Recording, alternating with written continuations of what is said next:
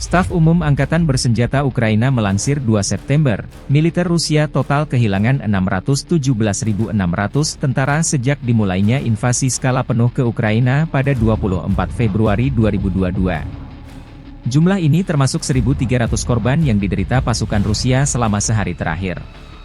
Menurut laporan tersebut, pasukan Vladimir Putin juga total kehilangan 8.601 tank, 16.786 kendaraan tempur lapis baja, 23.925 kendaraan dan tangki bahan bakar, 17.646 sistem artileri, 1.177 sistem roket peluncur ganda, 940 sistem pertahanan udara, 368 pesawat terbang, 328 helikopter, 14.537 pesawat tanpa awak, 28 kapal dan perahu, dan 1 kapal selam.